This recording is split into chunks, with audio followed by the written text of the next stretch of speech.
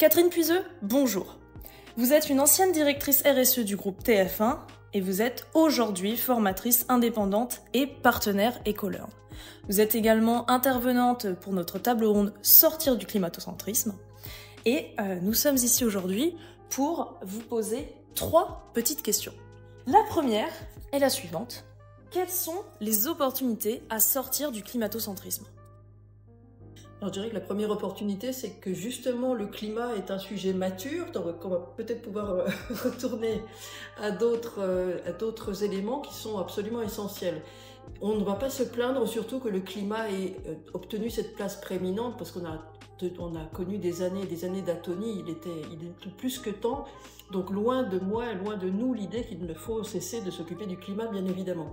Mais il y a tellement d'interactions entre le climat et, pour ce qui m'importe, en tout cas les sujets sociaux et les sujets sociétaux, qu'on ne peut pas faire abstraction d'une vision plus large de la manière dont la question climatique est enracinée dans la société, à la fois par ses causes et par ses impacts. C'est bien parce que notre modèle de société est celui-là, axé sur la production sans limites et la consommation sans frein, que nous atteignons aujourd'hui des limites biophysiques que nous n'avons pas intégrées dans notre modèle. Donc il y a bien une question à la base civilisationnelle qui fait qu'on ne pourra pas traiter la question climatique uniquement en changeant d'outils.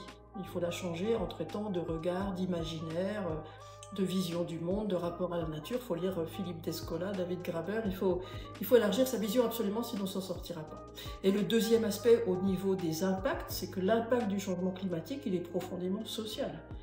J'ai l'habitude de regarder l'Afrique, mais là j'ai regardé le Nord-Pas-de-Calais, quand on voit la manière dont les gens sont frappés à la fois dans leur domicile ou dans leurs emprises, dans leur PME, dans leur outil de travail, et comment ils vont devoir abandonner à la fois cet outil de travail et peut-être la maison dans laquelle ils ont vécu depuis leur petite enfance, c'est des arrachements, c'est tragique. Donc c'est aussi des enjeux de confiance en l'avenir, de santé mentale, hein, beaucoup. Il y a une forte corrélation entre le changement climatique et la santé mentale dans le monde.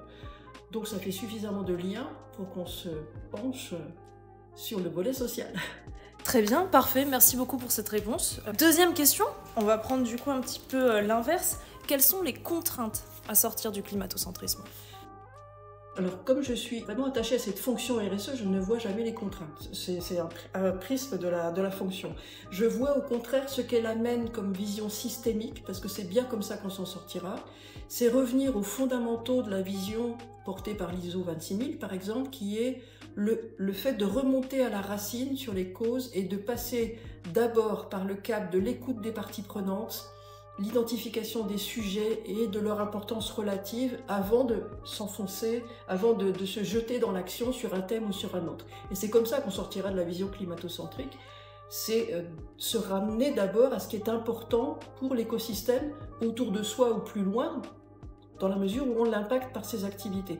Et je me réjouis que la CSRD donne donc ce nouveau cadre de reporting obligatoire pour les entreprises européennes, elle donne une place aussi majeure à la matérialité, parce que c'est ça qui nous garantit qu'on va aller agir, mettre des ressources, des moyens, du temps, de la compétence, là où c'est utile. Et là où, j'imagine aussi, ça aura le plus d'effet de levier par rapport aux autres impacts, aux co-impacts. Il faut vraiment raisonner en système, autant pour les impacts négatifs que pour les impacts positifs.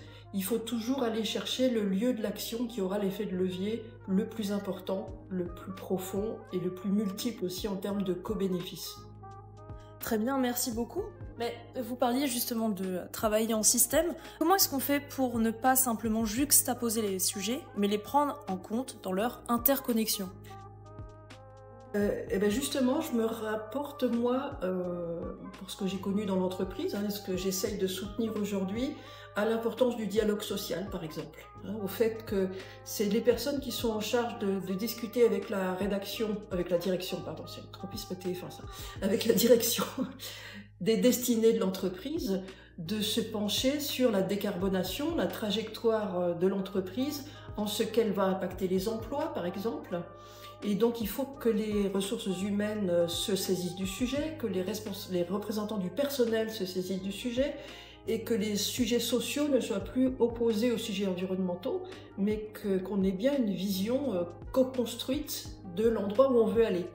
Et c'est cela qui va dessiner le plan d'action, notamment en matière d'évolution des compétences, par exemple, pour être aux côtés des co-learn dans la question de la formation des compétences d'aujourd'hui et de demain. Je pense qu'on n'anticipe pas suffisamment l'accompagnement de la transition en termes d'emploi, et que cette normale crispation sur l'emploi, elle freine aussi la transition écologique. Donc pour moi, le volet social, c'est pas seulement celui dont il faut tenir compte parce que c'est une attente forte des salariés, mais c'est qu'aussi ce volet social, il me semble être l'élément de levier majeur pour pouvoir accélérer la transition aujourd'hui, embarquer les collaborateurs, faire appel à l'intention de chacun qui est manifeste aujourd'hui, je pense dans l'entreprise beaucoup plus qu'avant, de participer à la transition avec sa conscience citoyenne et ses compétences professionnelles.